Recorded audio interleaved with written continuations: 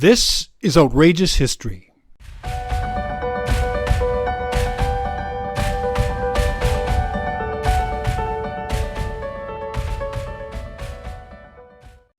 Hello, I'm Ernest Granson, and welcome to Outrageous History. The life and times of T.E. Lawrence, or as he is more famously known, Lawrence of Arabia, has become part of popular culture. A young British intelligence officer who becomes the leader of various Arab groups in the Arab revolt against the Ottoman Empire during the First World War. In our last episode, guided by adventurer, actor, writer, and producer Wells Jones, we followed Lawrence's military campaign as he and his colleague Prince Faisal virtually decimate the Ottoman forces using guerrilla tactics. Wells Jones, along with his teammate Miles Spencer, were intrigued by Lawrence the Man and the phenomenal trek he undertook through the Arabian landscape to dismantle the Ottoman lines of defense. In 2006, the two men completed their own trek through much of the same territory, by camel and by motor transportation, encountering a wide variety of cultural factions. That trip has culminated in a unique historical novel written by the two men, which not only documents their trek, but also tries to grasp the complex set of elements responsible for the delicate and potent turmoil which plagues the Mideast. Wells Jones is back with us this week. And Wells, glad to have you back. Oh, it's a great pleasure, Ernest. Nice to see you again. Wells, I guess I'm not surprised that you made this decision, along with your partner Miles, to undertake such a journey, considering your background with the U.S. Navy and in outdoor survival. But it seems that as much as it was a test of physical character, it also seemed to be a quest to understand the turbulence existing in that part of the world. Absolutely. That was behind the intention getting there. Feet in the sand, butt in the saddle, and experience it for self following T.E. Lawrence's path during the Arab Revolt, hitting those major cities. So what is the connection, first of all, between you and your team partner, Miles? I mean, what is it that brought you together for such an unconventional adventure? There have been a few. It really starts, we met well over 30 years ago, and I would have to say kindred spirit, Ernest. It's just that he's a handful of years younger than I am, but the energy, the spirit, the curiosity we discovered as we went after we met. He pulled me in on a project, and we just found each other's strengths, and we were a great complement to doing very exciting business ventures that turned into outdoor adventures. And that's really it. We share similar attributes and concerns also about the world, about what's going on, and we question it. So how did you become so intrigued by about the life and career and impact of T.E. Lawrence? And what about Miles' interest in Lawrence? Where did that all come from? Okay, I'll start with myself. As I've mentioned to you, after the Antarctic pararescue, I ended up going into acting school, and that seems like a real big pivot. It was, but from the acting school, I got out and I did quite well. I was able to get an agent, was able to book commercials, got into a repertory company in New York City that's off Broadway, and ultimately, I realized I needed to have a backup, and so I wanted to do a one-man show. I had seen Hal Holbrook in Santa Barbara back in the mid-'70s, and I just thought it was spectacular. And it was something that was kind of buzzing around New York City in the time in the '80s.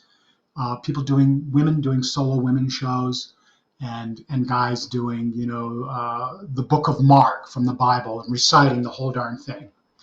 And so I thought about myself, and I said, what would I really like to do? And it was Lawrence of Arabia.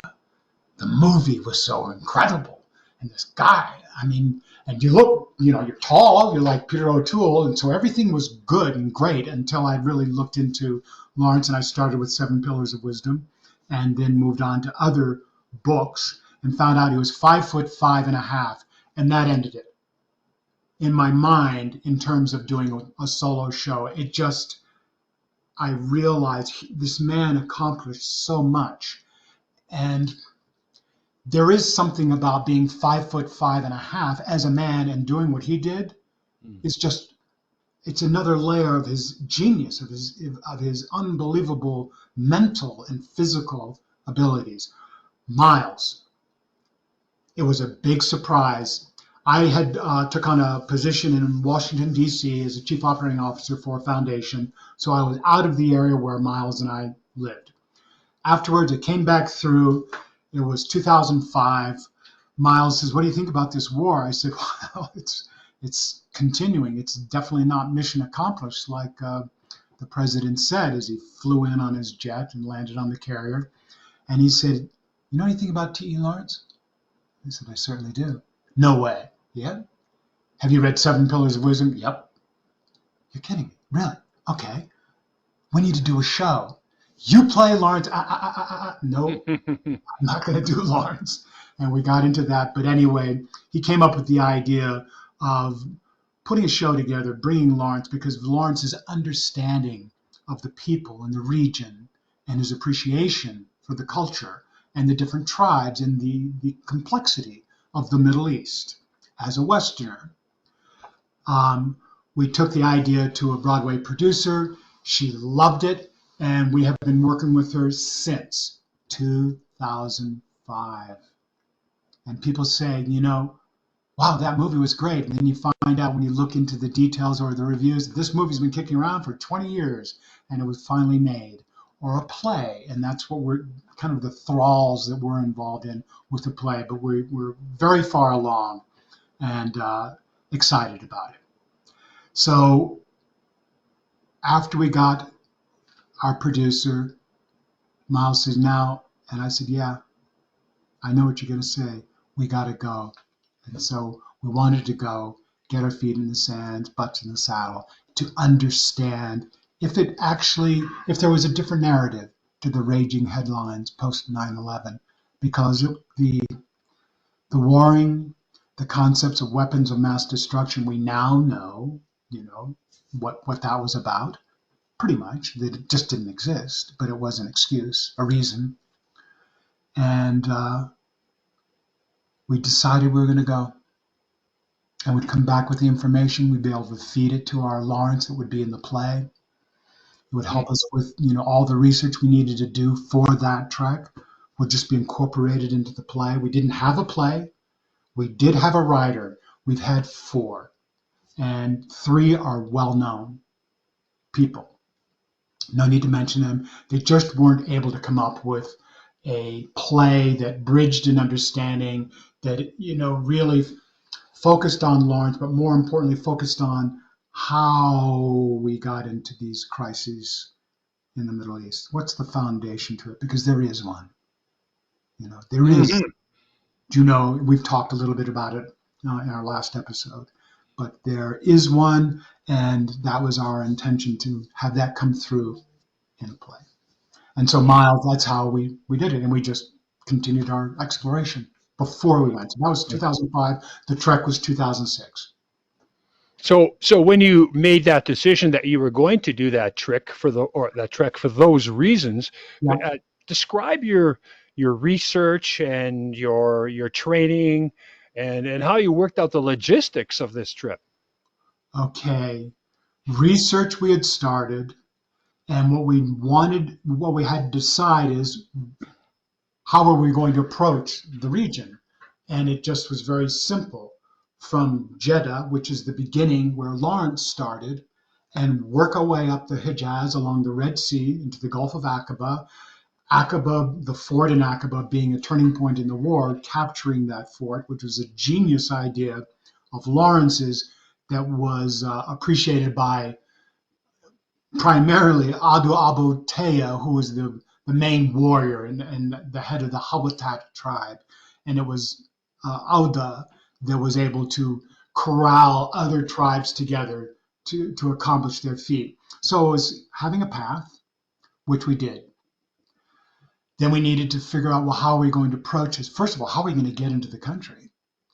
And it turned out that Miles, with his book Money Hunt, there were 27 rules of money hunt business. It's a book that he wrote based on a television show that he and I did. He was the co-host. I was one of the directors, and the talent director, and director of the live events with Money Hunt that was on PBS. So with that book, a business book, he was able to approach his fellow YEO associates. That's Young Entrepreneurs Organization, is what it was called in 2005. And he worked out, kind of backing into the limelight, an invitation to Jeddah, to the chapter of YEO. And it was the book.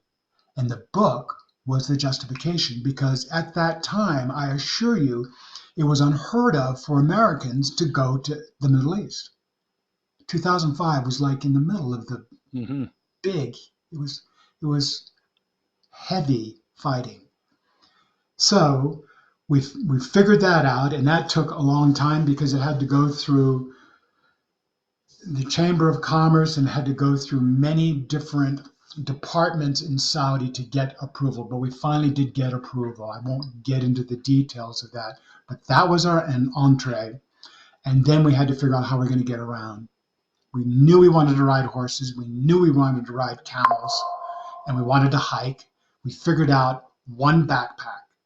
It'd have to carry everything. We thought a month, 4 weeks. And we started looking at it and saying, wait a minute, we need training. I'm not special forces. Miles, my pararescue was Antarctic pararescue. It was the cold. It wasn't in battle. We need training. So I started doing research on different groups, and we ended up finding Ackerman International Risk Assessment Group. It was an insurance company as well. And it just, one piece of information led to another piece of information of things that we would actually need, the practical side of doing this. And the risk assessment was key. I did look into Blackwater. I looked into Triple Canopy and Centurion to see if those outfits would offer us training. They do, but we didn't need, high-speed car chase, avoidance. There were just certain things we didn't need. And we were led to Jamie Lothar Pinkerton. He is a former SAS major with the Irish Guard. His specialty was, part of it was kidnap and ransom, but also checkpoints and border crossings. And at the time, he had just been assigned by the Queen of England to take care of Prince Harry and Prince William's security. So he was a private secretary to the Queen. And so we met him. We went through our different avenues, and then we met with him, and he said he would take us on.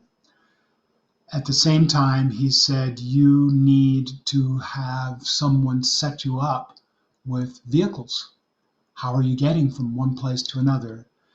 And I don't know exactly how we found it, but it was R. Caruso and company that was willing to read 7 Pillars of Wisdom to understand what we were doing. We were going from one place to another following the Arab Revolt, and that we wanted a travel company that could find local drivers,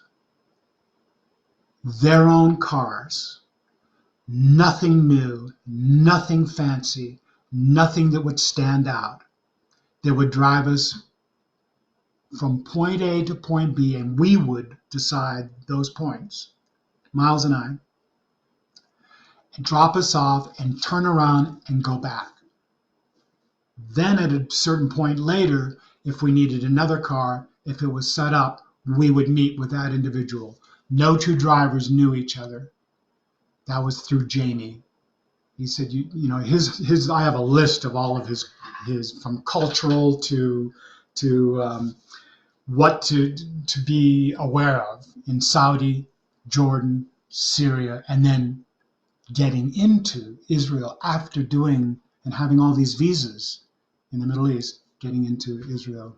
So, so yeah, after you doing all this research into those logistics and requirements, what Yeah, what were your expectations then, and how would it actually turn out? I mean, were you prepared for uh, things like the suspicion and skepticism at the various border crossings?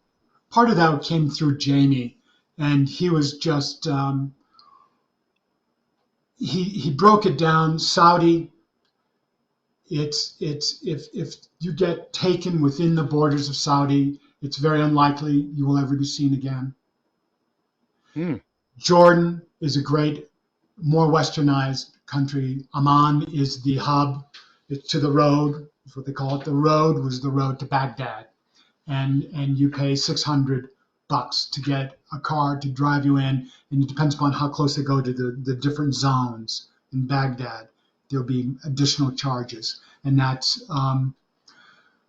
he said. But other than the fighting that's happening, in Baghdad and further away, Jordan is really it's wonderful. You need to check it out and so forth. Syria is dicey. You may not be able to get in.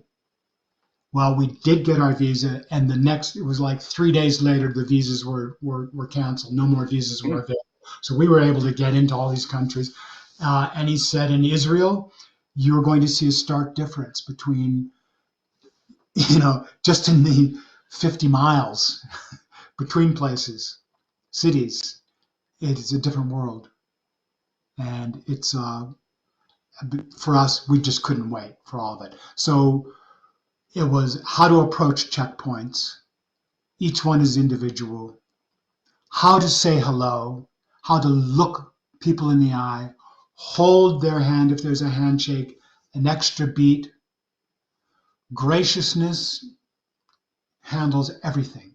It's a Mm-hmm. universal language.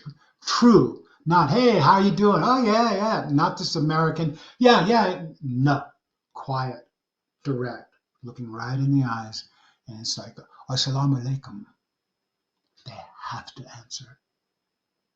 Wa alaikum assalam. And so that sets the tone.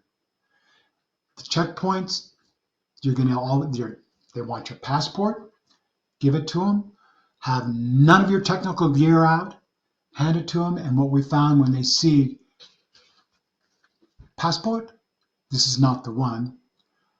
It's blue. This is the United States of America.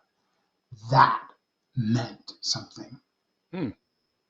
And whether they could speak English or not, there was Ameriki. And it's 2006. And they've been blamed, if it's in Saudi, they've been blamed for 9/11, you know? And in Jordan, it's just, but Syria the same way. Syria was, American. And in Syria, there was more English. American. Huh? Okay, all the normal questions. But so we were always situational awareness, always scanning, always seeing, not big movements, not flashy clothes, keeping, phone, sat phone, the personal locator beacon, all the technical stuff in the bag, and paying attention to who is ever asking the question. So And were there situations where you felt that you might be in danger? it's, I think it's the level of stress. We came to leaving Amman, we were going to the Dead Sea, and it was Easter time. We thought, how cool, Easter in the Dead Sea. It's way below sea level, and the salt content is like 33% or something, something outrageous, and it's a place, a destination. So we come to the crossroad. There's a road that runs north and south along the Dead Sea, and there was a checkpoint, and it's on the Jordanian side. And we pulled up. There was a truck in front of us, but we could see, that there was an officer that had a assault rifle on top of a column, and he was just moving that, kept it right on the driver in the truck, and moving it along the edge of the truck and back. I mean, it was clearly he was scanning. And going, wow, that's intense. We pull up, little car. The driver says, hello. He says, give me a passport. You say, oh, American passport. We go, yes. He said, oh, good. You're welcome. Meanwhile, the truck is pulled away. And what is revealed on the other side, just of the road, is a tank. And the barrel of the tank was sitting in camouflage. And the barrel was moving down. It had been on the truck. And it moved right at us. I mean, it was less than 20 feet away. And the barrel was moving, and there's no one, of course, in view. So you know someone's inside lining it up in case there's an issue. That was wild. It was just staring and saying, Yeah. Miles, do you see this? Yeah, I do. All right, let's just stay calm. We're good. Is anyone else around? No, check behind. Yep, no, we're clear. We pull out, take a left, we're going south on the road, and I say to the driver, Mahmoud, why? That's amazing. Yeah. Why the tank? I mean, there was someone in that tank, and I looked at him, and he was like, them. You know, I'm looking out the window, I look at him.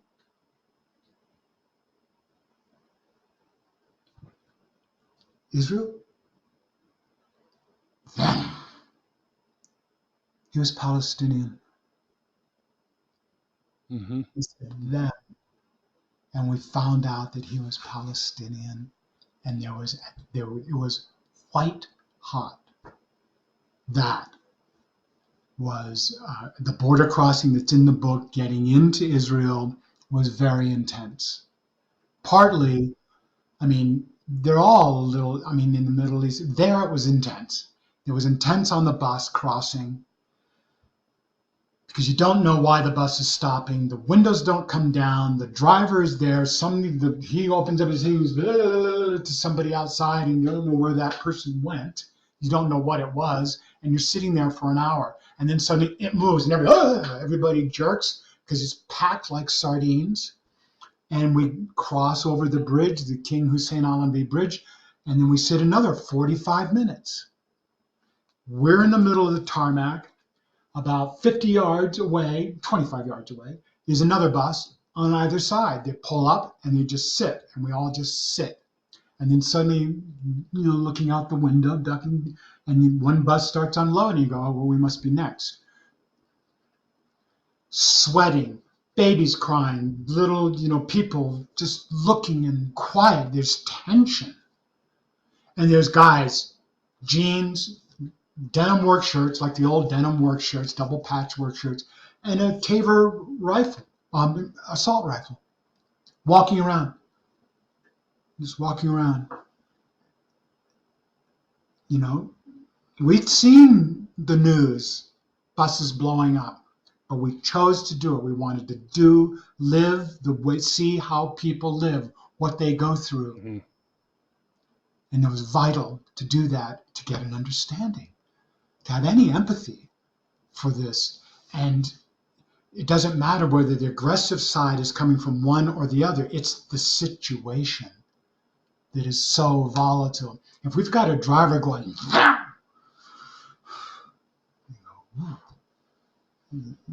probably want to strangle someone. I mean, he's ready to fight. A normal part of life, I suppose, in that part of the world. That's it. And with that wall, the partition wall, the apartheid wall, that had only been up a couple of years, it's 30 feet high. And when we were there, it didn't have a lot of graffiti on it. Now it's just completely covered in graffiti and stuff and art and whatever.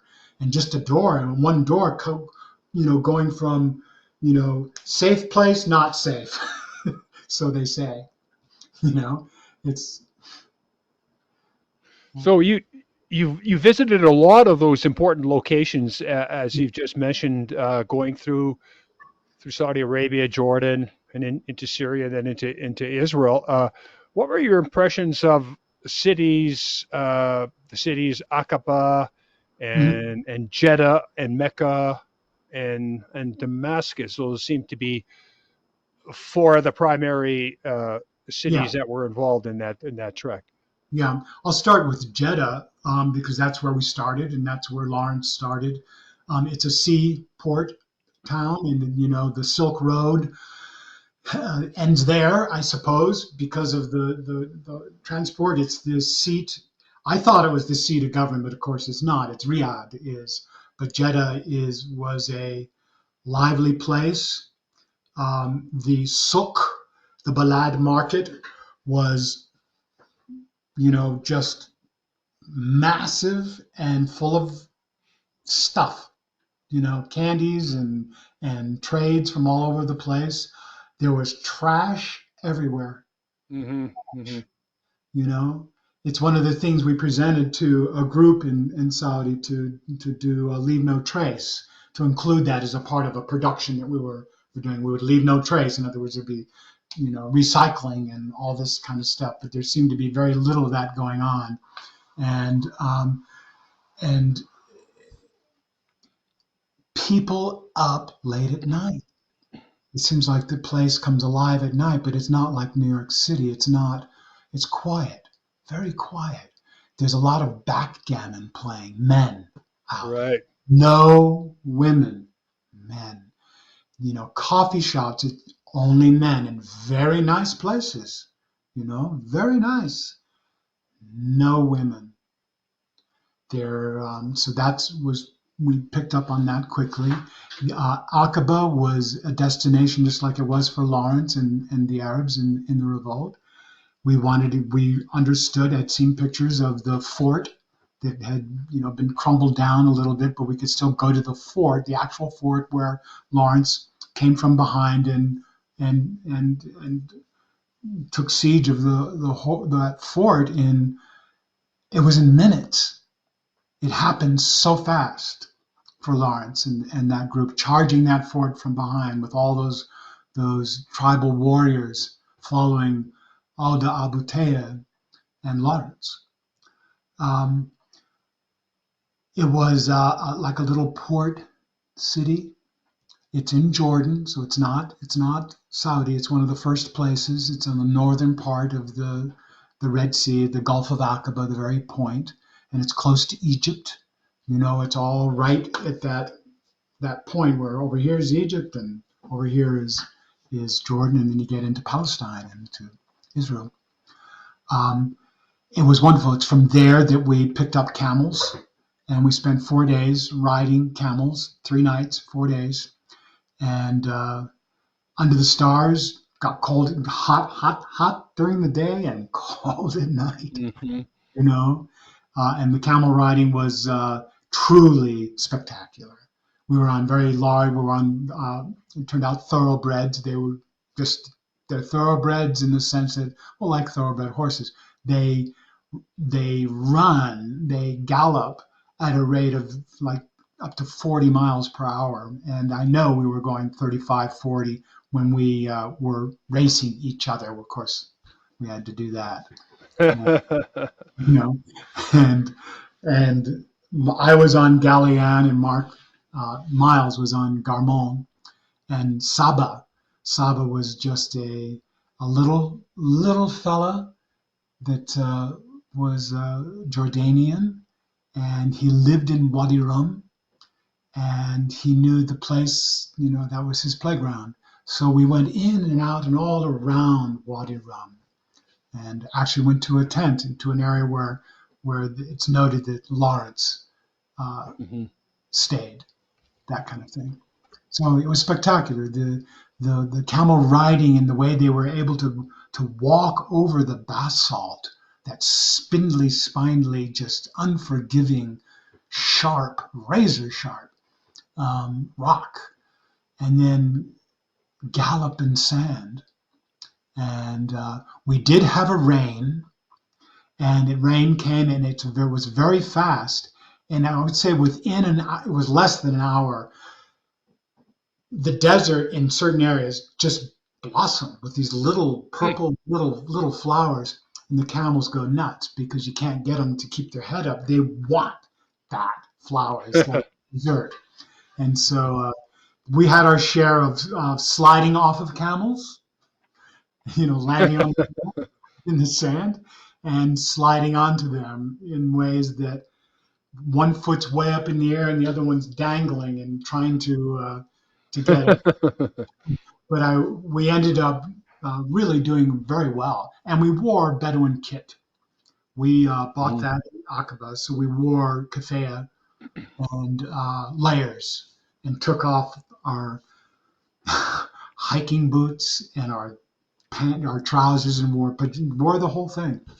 And I can understand we understood quickly why it's such a great wardrobe to wear, and not trousers and jackets and Mhm. hats Mhm. and sunglasses.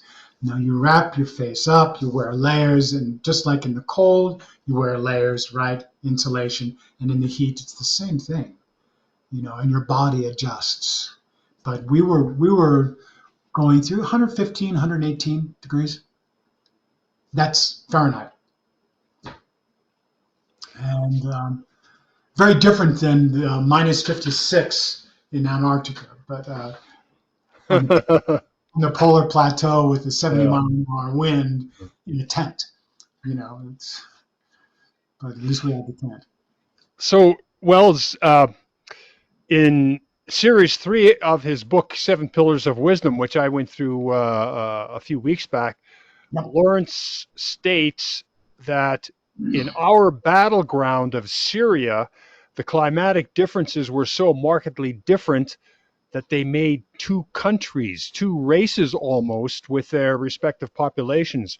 And then he goes on to say that along with these natural boundaries, the country was given additional complexity because it was also artificially divided into countless entities of religions, ancestries, languages, opinions, and feuds. And it was these types of divided factions uh, that Lawrence, along with his colleague Prince Faisal, recruited in their struggle Mm. against the Ottomans. So, how did you find the reactions of those who you encountered during the trip through the Levant? I mean, what do you feel those reactions tell you about the characteristics of those living in those regions? Well, we were always invited inside the tent. We were always treated when we met people as guests. It's a bit different and far more pronounced when Lawrence, 100 years ago, the tribal faction and the names. We Having spent more time than the trek there, I became very aware of names. Sheheri was the last name of my interpreter when I was producing the 8 Day Sea Festival that we did later because of this trip. And it was because of people welcoming us and finding out that we were production people. We had experience in doing production.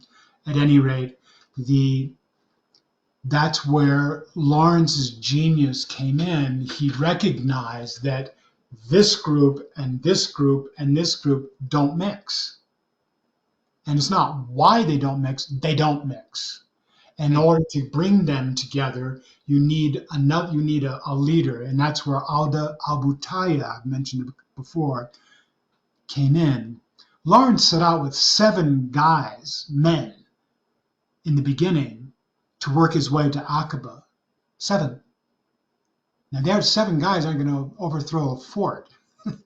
And it was Auda that was able to bridge the understanding with the different tribes along this 2-month route that they took to join them. And so his ability to understand the needs of each group and to recognize it made him a rock star among all those tribes. We didn't run into that kind of thing, really, ever.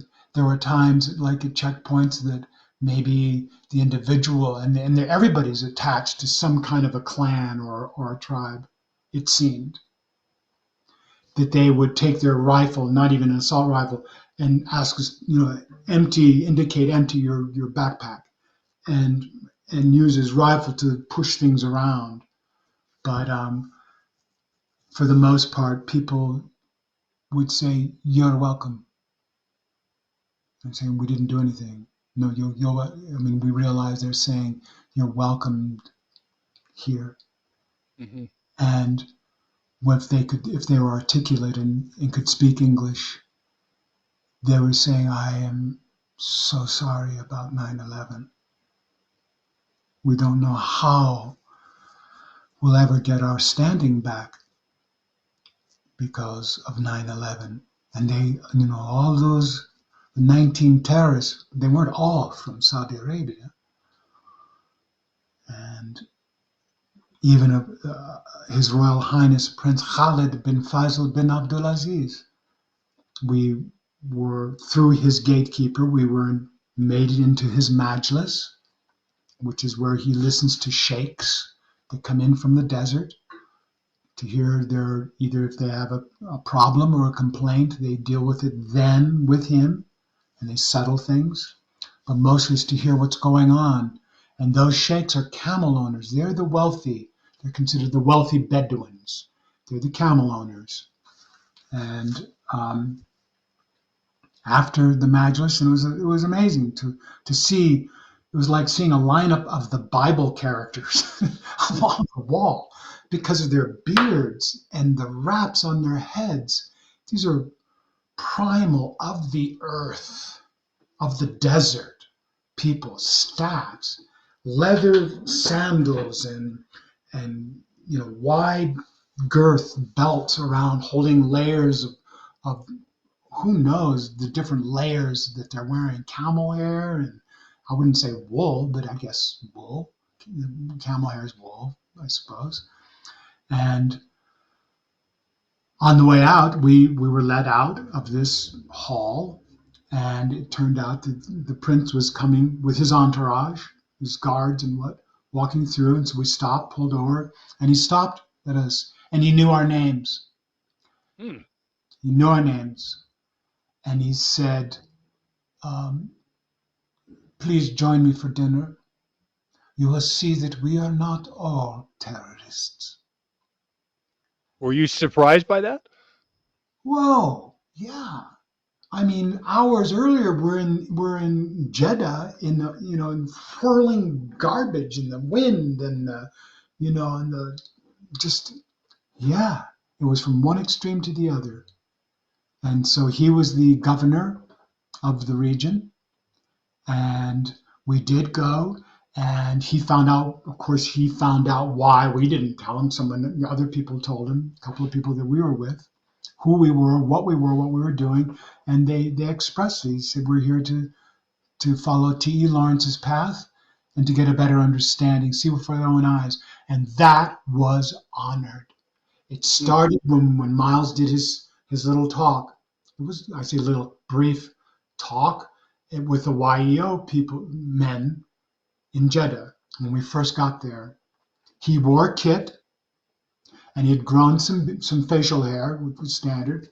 And we had gone to the barber, and as the men do, and had a shave that was just shaping things, that was proper, acceptable. And after he gave his speech, they all said, "Ah, wow, it's very good, very good. Now, why are you here?" It's like they said. And the man said, "Now, why are you here, really? No one comes here. Not after 9/11. No one has come here." Mm-hmm. And Miles, I don't know in Arabic what it is to see with our own eyes. And he said that. And then he said, "We are following T." He said, "Do you know T.E. Lawrence?" And the room just went, wow. My grandfather, my uncle, all these guys chiming in, people that knew in their family, knew Lawrence. Wow. Wow. And so from that point on, somehow the messages got to like His Royal Highness Prince Khalid. We're invited to the Majlis in an entirely different area. And he says, you'll see that we're not all terrorists. And we found, for the most part, even to the point of a man pulling out a bottle of Johnny Walker Red in Saudi Arabia. Whoa. He was a driver, and he was emotionally a mess. While we were inside, he must have been drinking in the car. We had gone inside in Yambu to see what was going on. I mean, to get some food, and then we come out. It's in the story is in the book, and he's saying he was slobbering, and it was, two people from my village fly into North Tower. And it's like the bottle, he's talking, we're in the back seat, and he had pulled over. And I said, just, we'll get out. We didn't really know where we were getting close to where we were going, we'll walk. And we didn't want to be with an inebriated man or be in a position where he's getting arrested or getting grilled by religious police or whatever. But that was amazing to hear. I'm so sorry. It's embedded in my mind. I'm so sorry. A grown man. I'm so sorry. Two men from my village. Just as traumatic to those people that were connected as it was in America. Right. I said I had friends that died. I said, you're not responsible. We'll pray for you. We're getting out now. Well, that is quite emotional. There were moments in Damascus we didn't talk about, but Damascus, amazing city. It's one of the oldest cities. Walking Damascus and seeing straight street and going, wait a minute, straight. Is that Ananias? Is that when Paul came, struck by lightning and, for killing Christians? Go to Ananias' house on the street called Straight. We went. And you can't help but be moved if you know the story. And in the little basement, and there's chicken wire holding old rocks in this house together, and it's like third grade class, little colored crayon drawings of the road to Damascus, Paul on the road to Damascus, Saul on the road to Damascus becomes Paul, and looking at it and going, okay, nothing commercial about it, and then asking, is this? And people said, yes, this is the house. You can't help but get moved. I mean, it's an old story, 2,000-year-old story. So we're in a place that's it. Going to the Garden of Gethsemane in Jerusalem, same thing. You can't help but just go, oh my gosh, this is hard to put that into perspective in your own head. Hard to wrap your head around that. It is. So Damascus was very special, and it was very special, and we had a number of encounters that are memorable and thought-provoking, I will say. So Miles, one of the reasons, as you mentioned, that you took this trip, excuse me, was to gain that kind of background, that personal background for your play, for that production. But were you also planning at that time to document the trip in a novel format? at the time? Well, one of the things that we did, and we picked this up from Lawrence, was to write a dispatch every day. We both wrote our own thoughts on what struck us as, that day, the experience when we were on the trek. And I also kept a journal when I did the 8 Day Sea Festival.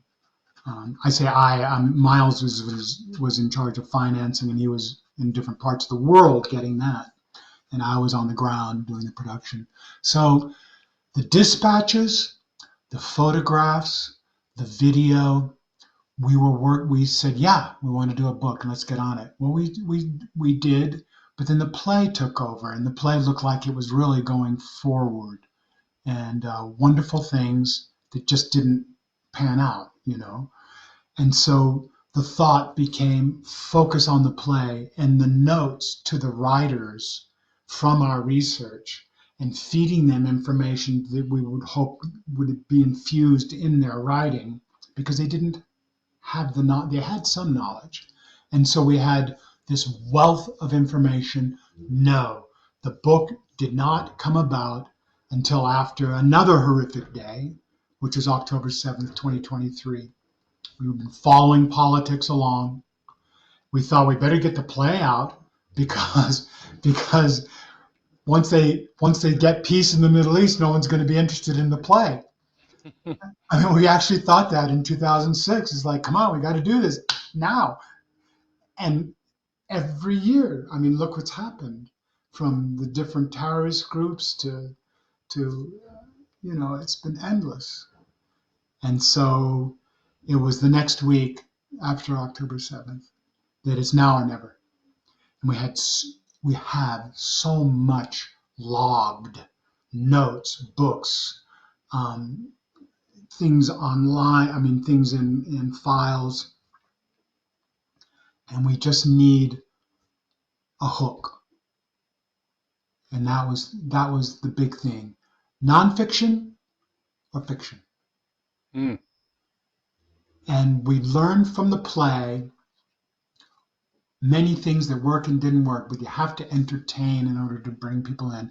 If it doesn't have some humor in it, people are just going, this is just too much. It's like, this is a history lesson. I don't want it. But if you bring characters alive, then there's investment with the reader. They go, oh, I get it. I like that. Bring a grandmother in. Ooh, bring some food in,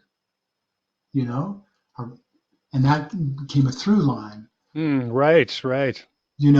Bring a game in. 2 truths and a lie, to find out. It's like an icebreaker. Find out.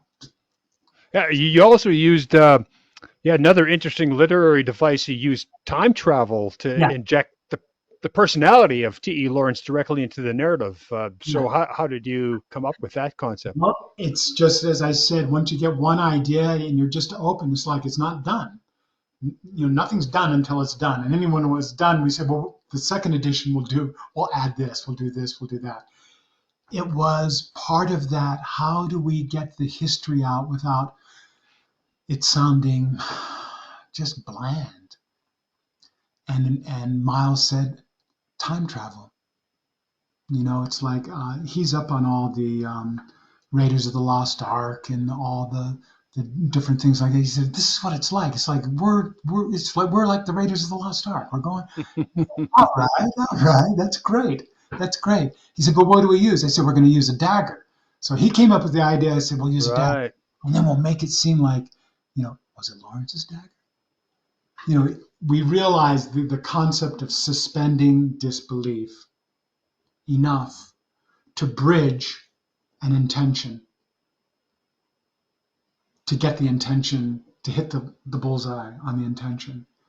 And that was really, the book is about people. It's about the foundation. It is about those agreements, and the story in the book is based on what we saw.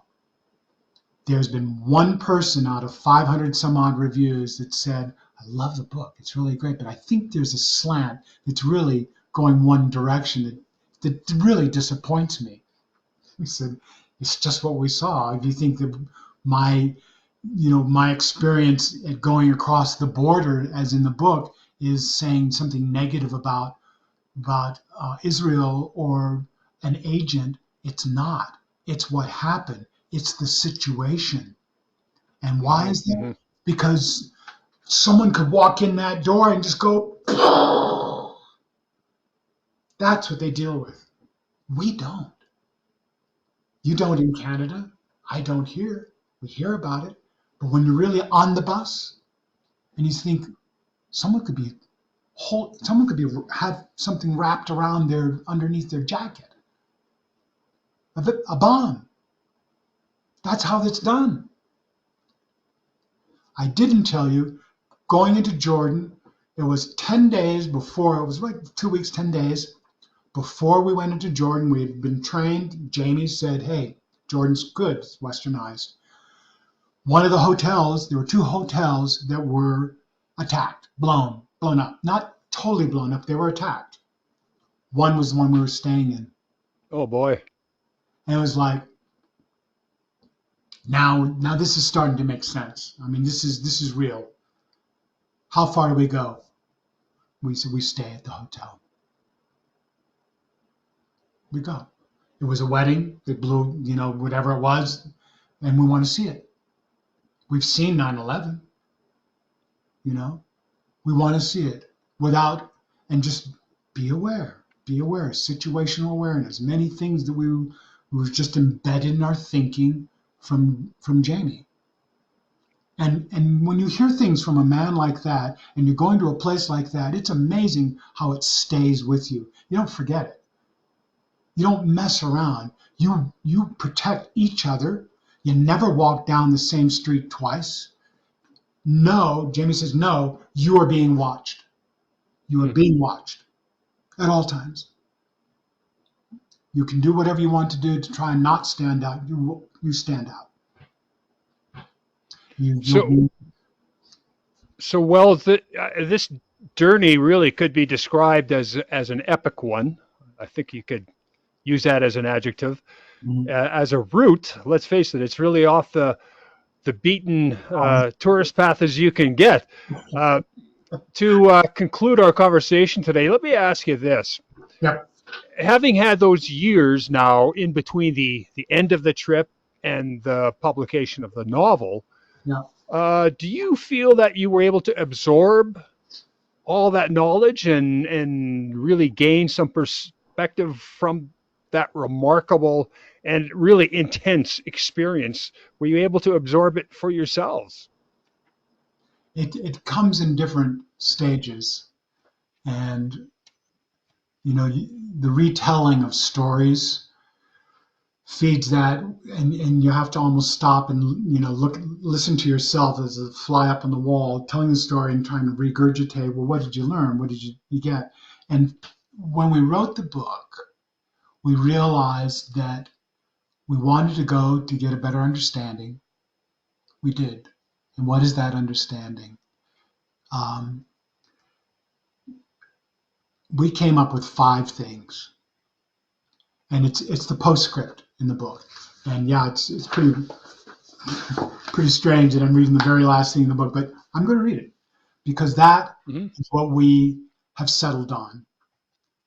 Without pointing any fingers, it's just or commenting on how far someone has gone on either side in the current situation in with Hamas in Palestine and in Israel. It's this, and we set it up that it's Lawrence that actually wrote this, and he wrote it on Hotel Majestic. It was typed out on Hotel Majestic stationery. Hotel Majestic was the hotel at the Paris Peace Conference that the British were assigned during the Paris Peace Conference. So all the delegates, all the hotshots were there. Not Lloyd George, but all the delegates. And so he wrote it on a particular, I would say, night, maybe early in the morning. on 19 February 1919. That is the date of our play. It takes place at the Hotel Majestic. It is called Dinner at the Majestic. Mm-hmm. And so people wouldn't tie this in until they saw the play, but that's what's underneath this. And he wrote, Hotel Majestic, 19 February 1919, 1. Humanity has more commonality than difference. 2. People have to live somewhere. 3. Extermination is not legal. 4. Retribution never evens the score. My favorite. 5. Grandmothers deserve to know and love their offspring.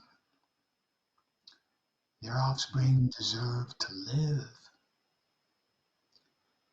And we end it with, we humbly submit that the reader and I say to you, the listeners, consider these notes well and often. Well, that's something to really think about.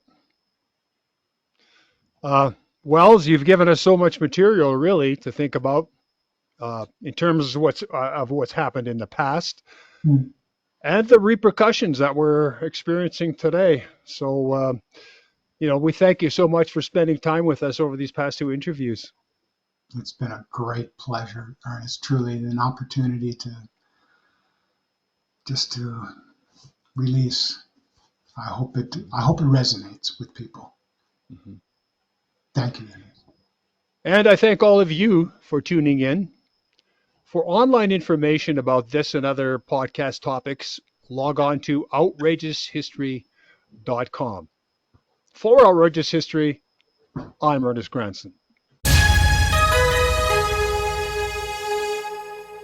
Outrageous History is produced by Northern Flicker Media.